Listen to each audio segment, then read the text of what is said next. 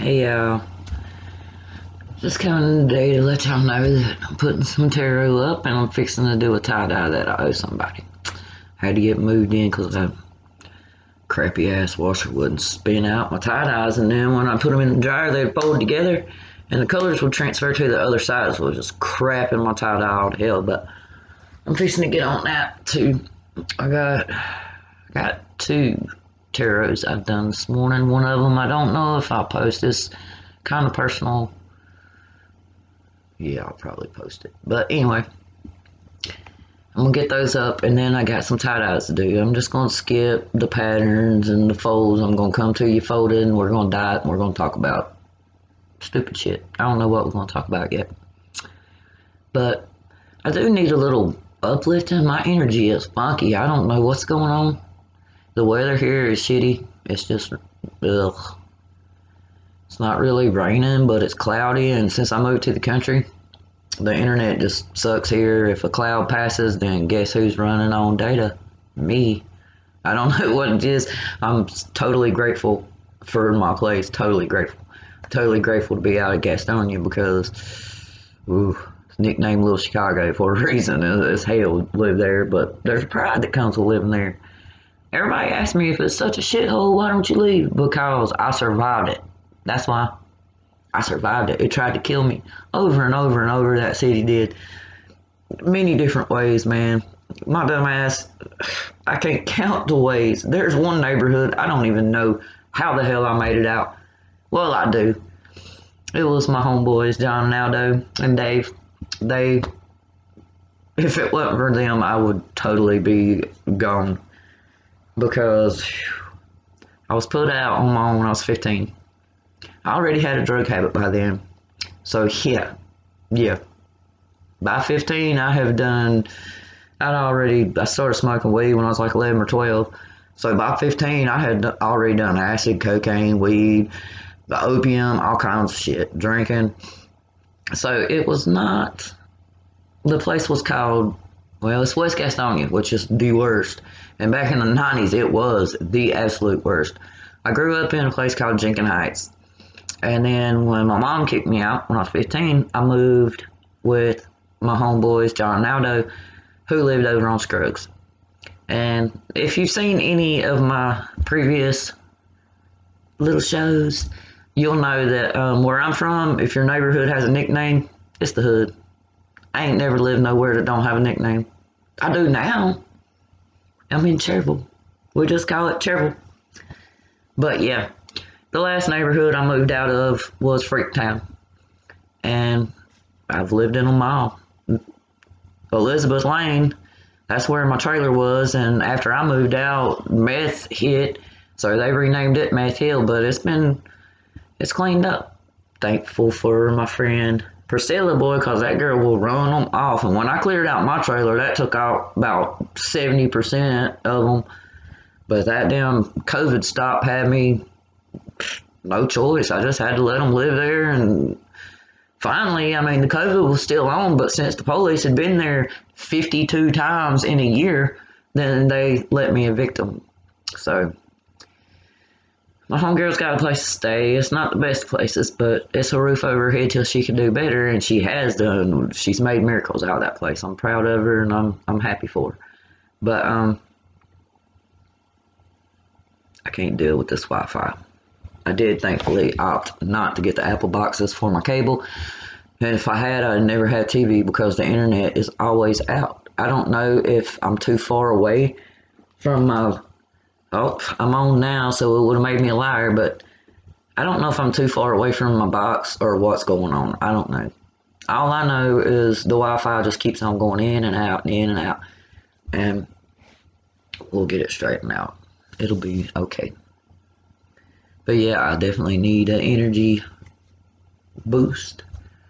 My son got a job, which is a great thing, but it's right by the Aisha Degree sign. And if y'all don't know who Aisha Degree is, please look into her and give her the attention she needs. She is a 9-year-old girl, which she would be 30 now.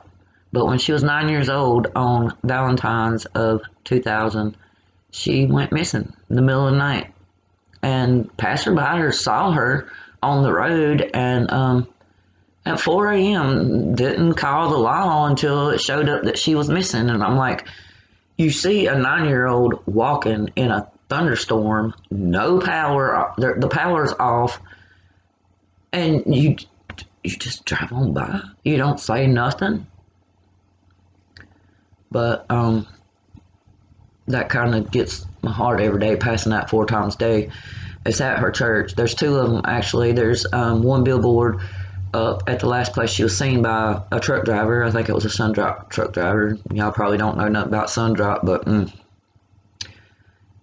it's delicious. It gives you kidney stones and heartburn, so I've quit drinking it after 3 kidney stone surgeries. But it's a local drink we have, a local soda, kind of like a Mountain Dew, but not as sweet.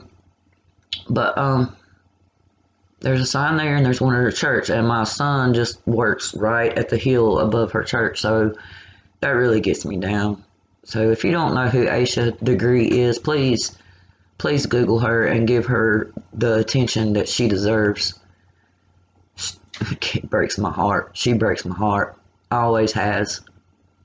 I think about her every single day, and now it's amplified because I pass that sign 4 times a day.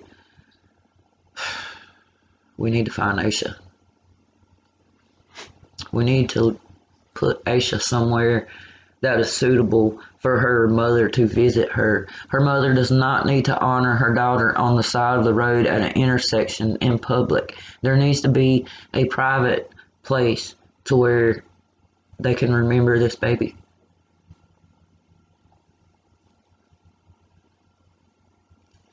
But I gotta get these tarots downloaded. I gotta catch my cable. I guess I'll go sit it right beside the router. I don't know. Kind of getting on my nerves, but I'll live. And I'm still here for you, girl. You know who you are.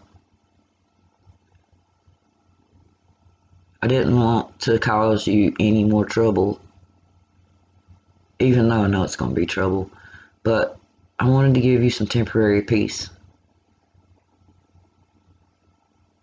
I hope you get it, and I'll see you when you need me.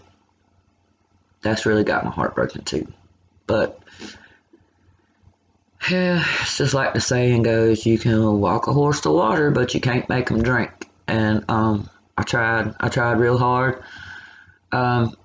People want to make up things. I've never said anything bad to you or about you, unless it was on my channel, and that's because you pissed me off.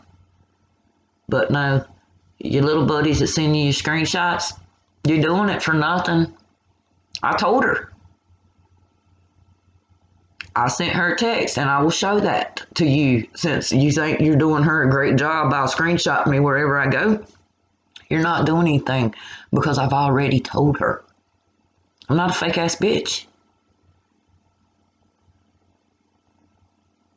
So I'm not hiding nothing from nobody.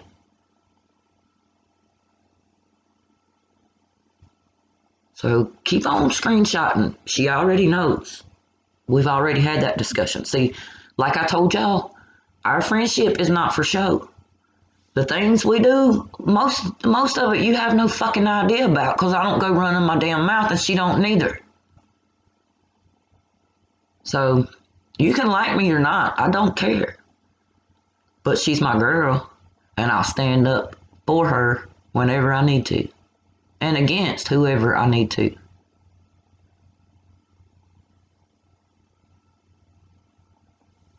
Now, screenshot that. We're going to move on along. We're going to do these tie-dyes because I'm getting a little pissy.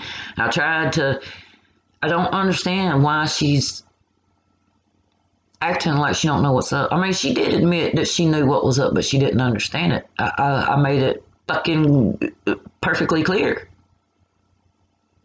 I can't make you understand anymore. And if you can't see how hard I went for you and what all I did for you, and that it was totally just where you would have the best experience you could have, then maybe I don't need to fight anymore. I don't know. But I stood up for you here, there, and everywhere.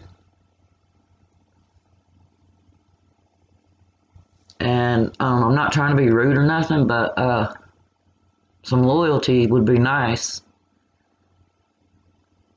Like I told them bitches, it ain't none of your business because this is between me and her. That's what you should have told them.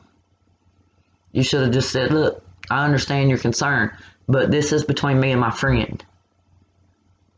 I'm always going to be here. That's not going to change. Now it's just up to you when you need me back. I'm not going to come running back. I come back because I seen you were hurting. I seen you had been done wrong. So I tiptoed back over there. I knew from the first get-go that I wasn't wanted. I knew from the jump I wasn't wanted. I seen you little people in there putting question marks and stuff like, what is she doing here? I'm always there. I'm there because people, like some of them in your chat, don't have good intentions. They use you. So I'll be watching. But it's up to you to reach out and tell me when I'm back welcome. And I'll come back like nothing ever happened. Because I know how confusing and how hateful this shit can be, this YouTube shit. I know how they'll eat your ass up and tell you you're the greatest, you're so funny, you're so smart, I love you, I love you, I love you. And then, you don't exist anymore.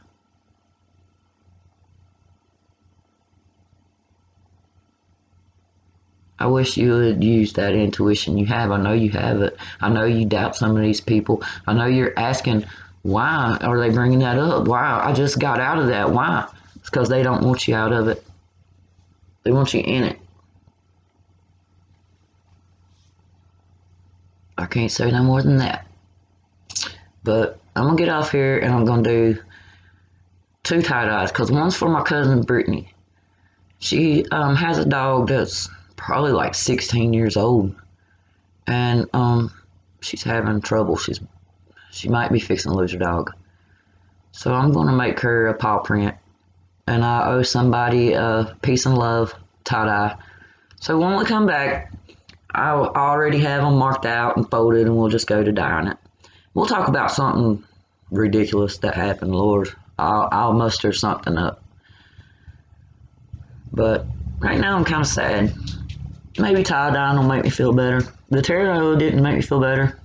Maybe tie-dye will. But to my girl, I love you. I hope you do well. I'm here when you need me. To everybody else, I'll see y'all soon. Y'all behave.